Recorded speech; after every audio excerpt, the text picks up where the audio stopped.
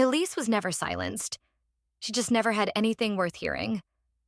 We gave her chances, but some people mistake being ignored for being oppressed. She wasn't erased. She was irrelevant. Those were my mother's words, spoken right in front of the entire auditorium, while I was still kneeling beneath the stage, taping down cables like my only worth was making sure the wires stayed in place. And what about you? Have you ever felt invisible in your own family? Have you ever been told you were given a chance when every real door was already locked from the inside? If the answer is yes, then stay, because this story is only just beginning. I was kneeling behind the left speaker, securing a loose cable with blue gaffer tape, when her voice sliced through the buzz of the auditorium. The woman in pearls beside her chuckled politely, her gaze flitting to me like I was some reliable stagehand instead of her daughter. I stayed crouched, kept my head low, and pressed the last bit of tape down like my life depended on it. When I was 10, I thought I'd stand on that stage in a white dress, violin in hand. Instead, I was adjusting mic stands and placing water bottles behind the curtain for Sienna's vocal warm-ups. "Hey, Elise, these lights are too harsh. She's gonna look like a ghost up there," Mrs. Kersey called from the other side of the stage, waving her clipboard like a flag. She wore a badge that read, PTA President in Comic Sans. She hadn't thanked me once for running the setup since 8 a.m. "I'll adjust the gels," I said, and climbed up the ladder again for the 4th time. The folding chairs were half full already, mostly moms sipping lukewarm coffee from travel mugs, clapping half-heartedly as other students ran through their acts. I caught glimpses of tap shoes, ukuleles, a lot of glitter and nervous smiles. Normal, safe. I came back down just in time to hear Sienna's laughter echo from center stage. "Elise, don't forget the fog machine. You know, the one you insisted I have for dramatic effect?" She teased, grinning at the audience like I was the comic relief in her one-woman show. Margaret smiled with pride from the 2nd row, eyes shining as she clapped. "Always helpful, our Elise." My jaw clenched. I nodded and disappeared backstage again. It wasn't until I went to the run sheet taped beside the curtain that I noticed my name had been removed. The 3:40 p.m. slot had originally read, Elise Hartley, violin solo. Now it said, open mic placeholder. No note, no strike-through, just gone. I checked with Mrs. Kersey.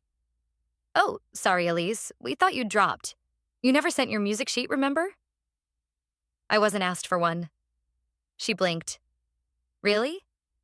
"Must have been a mix-up." Right, a mix-up. Like every other misunderstanding in my life that magically benefited someone else. By 3:15, I'd taped my last cable, swapped a dead battery in the stage mic, and retreated to the parking lot under the excuse of needing to grab zip ties. I climbed into the back seat of my beat-up Honda and opened the trunk instead. It was still there. My violin case, lined in velvet, the lock stiff from years of disuse. I traced the initials on the case. E.H. The latch clicked open with a sound I hadn't heard in a decade. The strings were dull, the bow brittle, but it was whole. Like me, quiet, shelved, but unbroken. My phone buzzed. A notification from Sienna's Instagram. Showtime saw her blessed. With a picture of her on stage, arms raised, lights flaring behind her. I ignored it. Instead, I opened photos, scrolled past years of receipts and landscapes, and found the video labeled Carnegie Practice, 2014. I tapped play. There I was, at 21, posture poised, expression focused. The bow danced across the strings with a hunger I didn't even know I'd lost. The auditorium was empty in the clip, but I remembered how full it had felt. Like my life had volume then. I let the video run until the last note trembled and faded. Then I opened my laptop, dragged the video file into a folder marked Backup-7B. My finger hovered over the upload button. "Wait, you're not performing?" "Oh, that's probably smart," Sienna said, her smile edged like a scalpel. I didn't respond. The hallway outside the auditorium buzzed with leftover energy. Students packing costumes into duffel bags, moms whispering critiques disguised as compliments, the janitor dragging a mop down the tiled floor like punctuation to the night. I nodded once, tight-lipped, and turned away before her perfume could finish poisoning the air. Back at my apartment, I didn't turn on the lights. The room knew me well enough not to need ceremony. I dropped my keys into the chipped bowl by the door and walked straight to the kitchen. The fridge hummed like it was trying to fill the silence. I poured myself half a glass of orange juice, the pulp kind I always bought but never finished, and set it down beside my laptop. The violin case sat on the couch like a ghost waiting to be addressed.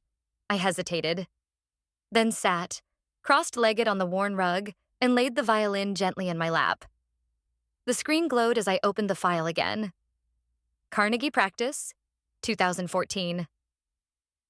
The progress bar crawled across, 6 minutes of uneven lighting and slightly off-center framing. The version of me on the screen had longer hair, more hope. My posture was less defensive then. Still, the playing was real. It breathed, not perfect but deliberate. Each note carved with something I could still recognize as mine. A message pinged across the corner of my screen. Case W. No one's going to fight for your voice but you. I stared at it. No emojis, no softening. Just that. A statement. A dare. Case had always been blunt. Even in high school, he was the kind of guy who corrected teachers mid-lecture and got away with it. He worked at a local radio station now, the kind that played jazz and ran opinionated midnight segments about housing justice and school board corruption.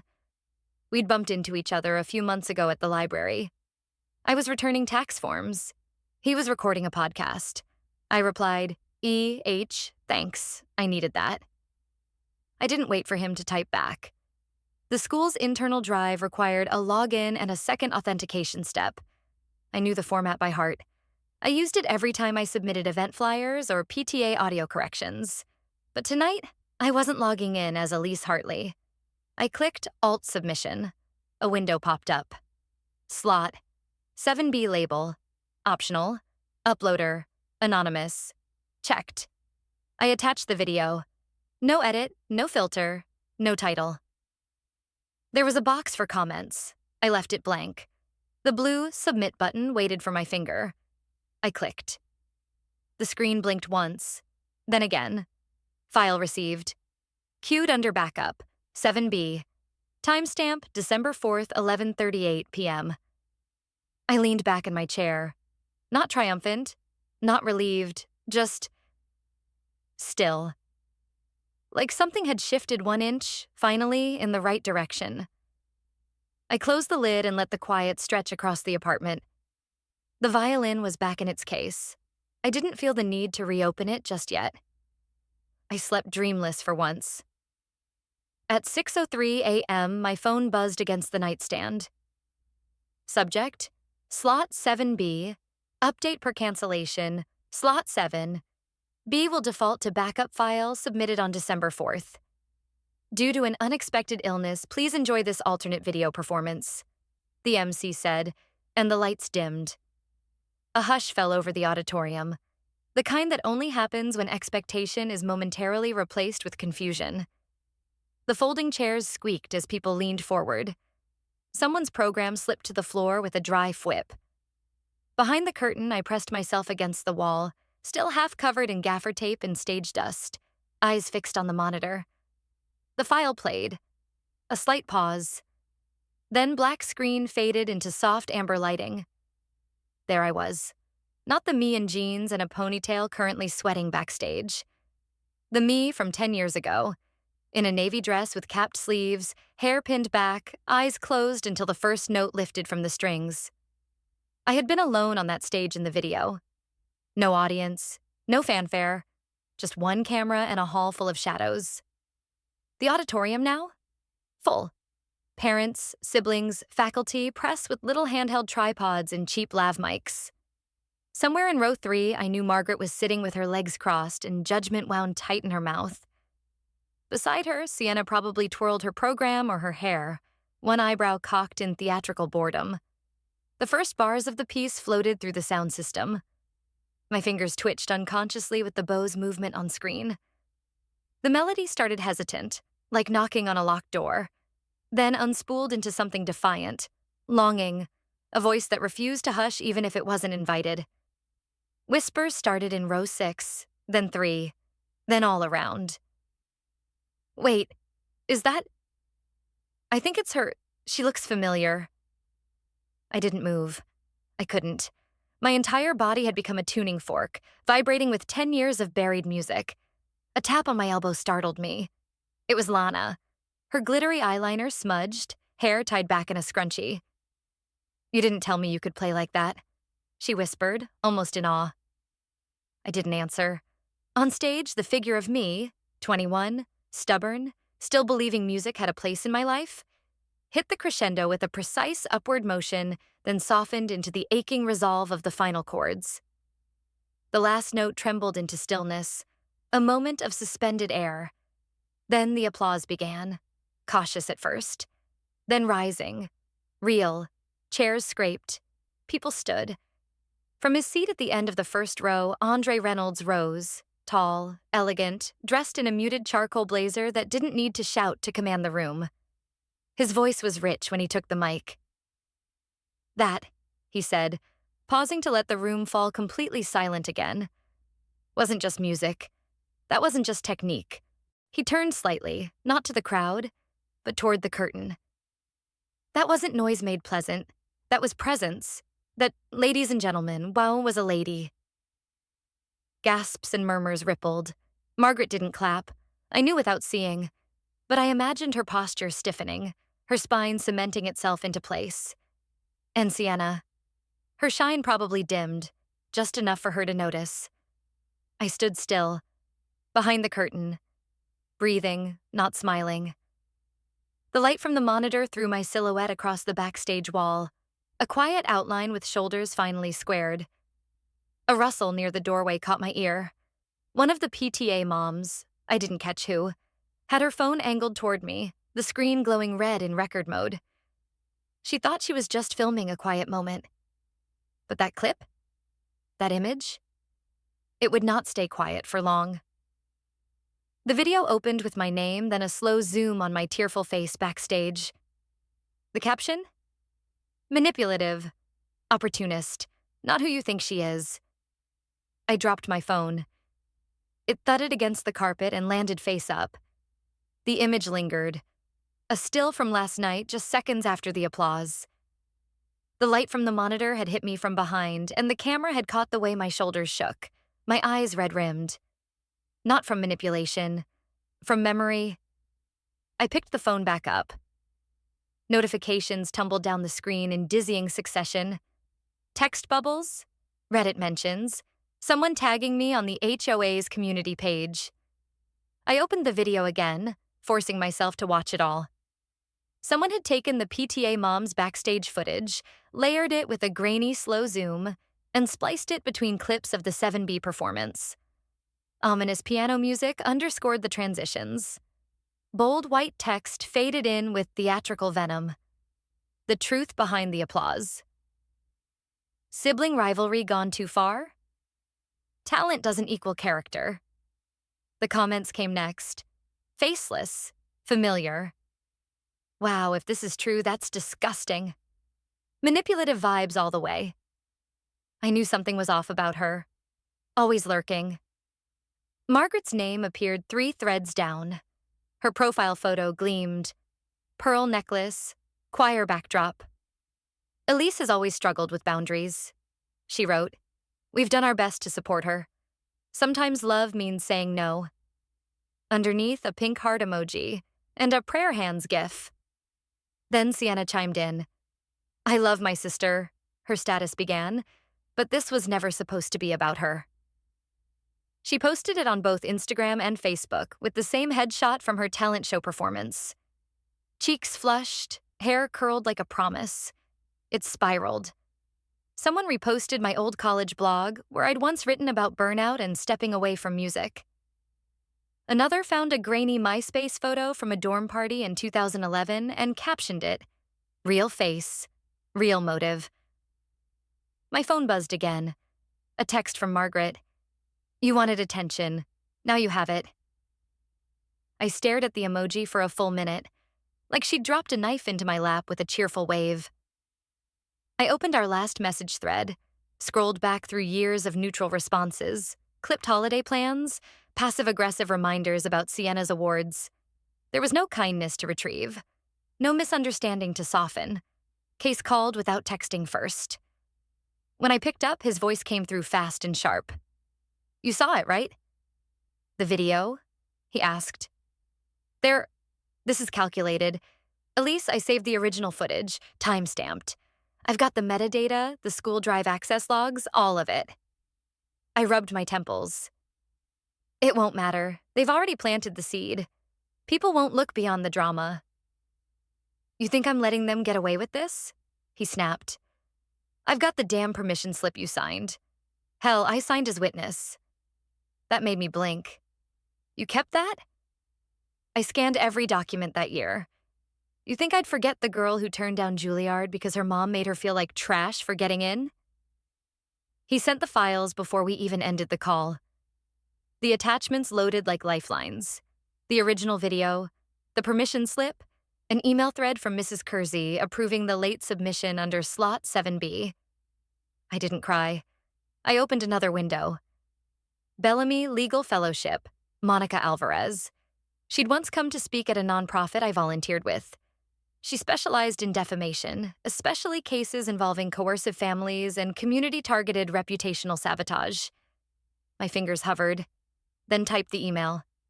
Subject: urgent, defamation case, unlawful use of footage. I attached everything: timeline, screenshots, the videos, both versions. Within the hour, she replied, "Thank you for the thorough documentation. I'll draft a cease and desist immediately. We may also consider a formal suit for defamation and reputational harm. Do not engage further online." The weight didn't lift, but it steadied, like steel being forged, not melted. I stood by the window watching the quiet Sunday slip by. Kids on scooters, a dog nosing through a hedge, someone grilling 3 doors down. My phone buzzed again. A new message. Not from Case, not from Monica. Andre Reynolds. "Need to speak. This goes beyond your family." "The girl with the violin?" Turns out she's the drama queen. That's what they said at the coffee shop. I was 2 seats away. The barista hesitated when she took my order, like she half recognized me, then decided not to. The woman with the blue scarf whispered too loudly to her friend, and I didn't correct her. I didn't flinch. I stirred cinnamon into my coffee and walked out, steps measured. My car door shut with a click that felt final. I sat there for a moment, watching my reflection in the rearview mirror, a face that belonged to someone people had decided was too much. Inside my apartment, I muted my phone and reopened the files. Monica had sent over the formal draft. Cease and desist, clean and lethal. She'd added citations about public defamation, violation of privacy, misrepresentation of character. I didn't understand every term, but I understood the tone. It was war in Helvetica font. We met over Zoom that night. Monica's hair was tied in a no-nonsense bun, her voice steady as she walked me through each paragraph. "They think you'll panic and retreat," she said. "You won't." I nodded. "And we don't just file. We document. Witnesses, context, corroboration." That's where Case came in. He offered more than footage. He had student evaluations, lesson plans, even emails from parents who'd praised my quiet patience, the way I stayed late to help, the way I never asked for credit. "I want to make something visual," he said. "They used your image to lie. Let's use it to tell the truth." He set up lights in his studio, angled them so they didn't wash me out, just held me steady. He filmed me adjusting a violin string, tying back my hair, sitting in silence before the bow touched the strings. Then he spliced in clips from my high school recitals, grainy but vibrant, and overlaid voice notes from former students. One girl, Elena, sent in a video from her dorm room. "Miss Hartley helped me prep for my first audition," she said. She didn't brag. She didn't even say she used to perform. She just believed in me, more than I believed in myself. Case named the project Unseen Strings. It was quiet, elegant, and devastating. Then came Andre Reynolds. He emailed me directly, an invitation to join a mentorship panel at his nonprofit for underrepresented music educators. He said it wasn't just about exposure, it was about truth. But there was a catch. I can't defend what you won't own, he wrote. Come with your name, your voice, or don't come at all. I reread the message for an hour. That night, I posted on my private page, the one I hadn't touched since college, the one with 82 followers and no public photos. One line. Silence was alive. Now it's time to speak. It felt too small, but it was enough. Monica reached out the next morning with news. The HOA had agreed to schedule a formal community meeting. Not just about the video, about the wider smear campaign, online harassment, ethics violations. There would be minutes, records, the chance to speak on the record. She looked me straight through the screen. You'll be visible? Are you ready? Yes, I said. We planned. I printed statements, case-formatted timelines. Monica helped me list every interaction that crossed a legal line. My fingers ached from typing. My voice hoarsened from rehearsing. I didn't sleep much, but it didn't feel like insomnia. It felt like ignition. Then the message came in. Margaret, no preamble. Do not come to the meeting. You're not part of this community anymore. Before we begin, one of our members has prepared a statement, and we believe the community should hear it. The chairwoman's voice didn't tremble, but the air did. I stood just outside the ring of folding chairs, palms dry but clenched. Margaret sat in the front row, spine iron straight, lips painted like armor. Sienna glanced sideways, gripping her phone as if it could rescue her. I stepped forward.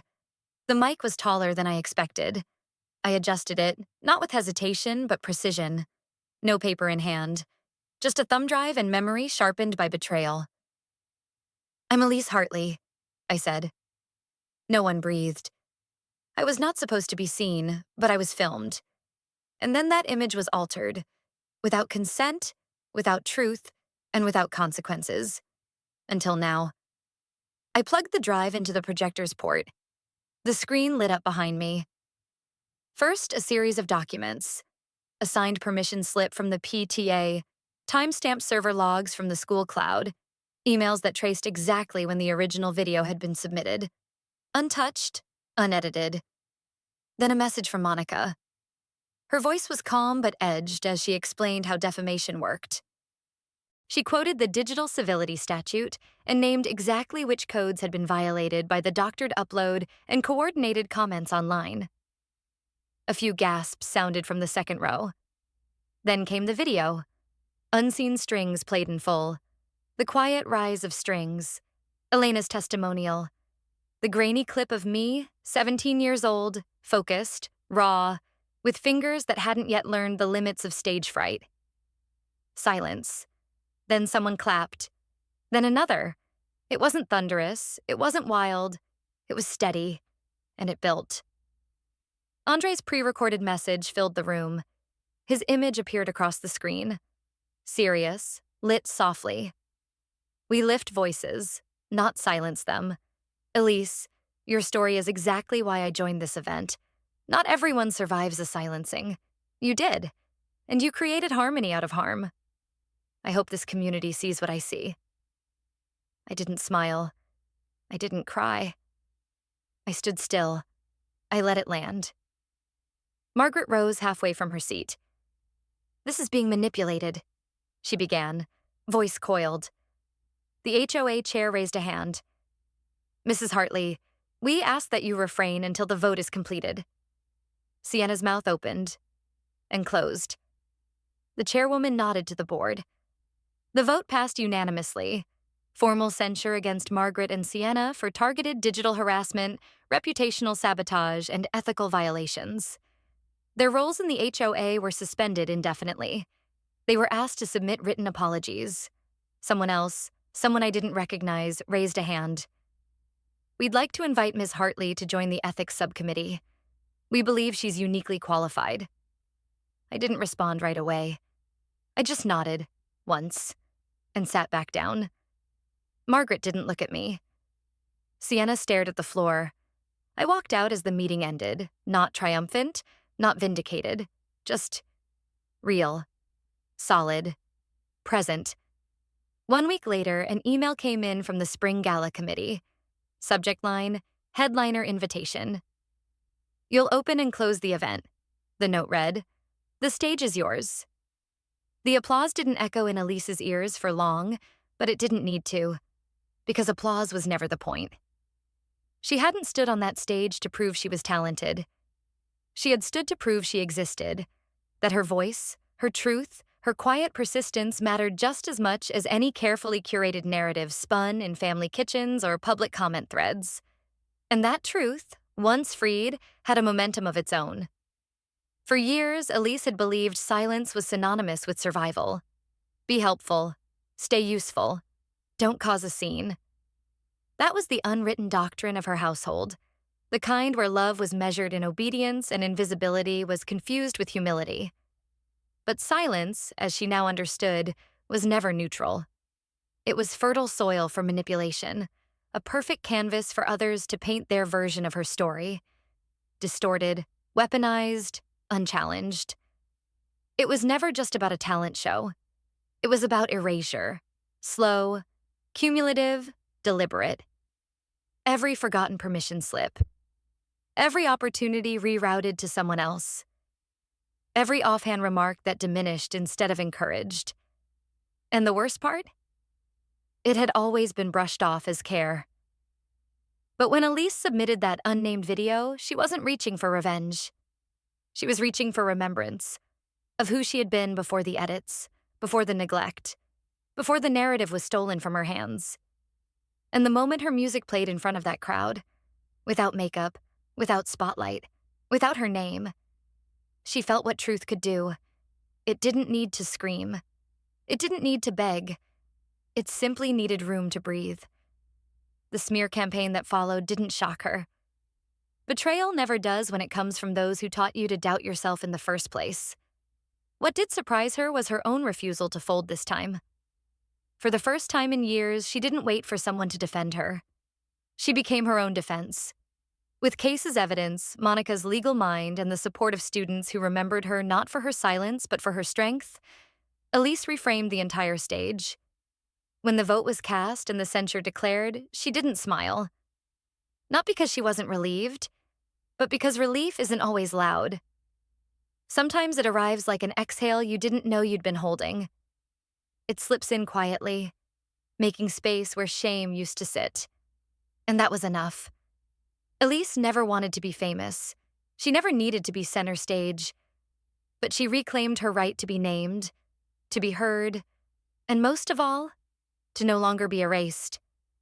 Her story is a quiet reminder that injustice often wears a familiar face. It doesn't always shout. Sometimes it whispers in family group chats, in committee meetings, in moments when others make decisions about your life without you in the room. But silence is not peace, and endurance is not the same as consent. The courage to speak, even late, even trembling, matters. Because when truth finally stands up, even the most convincing lies begin to shake. Elise's win wasn't the applause or the headliner slot or the formal censure. It was this. She now walked into rooms no longer wondering if she had a right to be there. She no longer performed for permission. She simply existed, unapologetically. And for every person who has ever been sidelined, rewritten, or silenced by the ones who claim to love them, her story offers a quiet, powerful echo. No wall of lies can stand forever against the tide of truth. And once you reclaim your voice, you'll never be invisible again. If Elise's story moved you, not because it was loud, but because it was true, then don't scroll just yet. There are more voices like hers. More stories of quiet power, buried brilliance, and long overdue reckonings. And they're coming. Like this video if you believe silence isn't the same as peace. Subscribe to hear the next story before anyone else. because someone out there is about to reclaim their voice too. And if you've ever been erased, overlooked, or rewritten, stay. We're just getting started.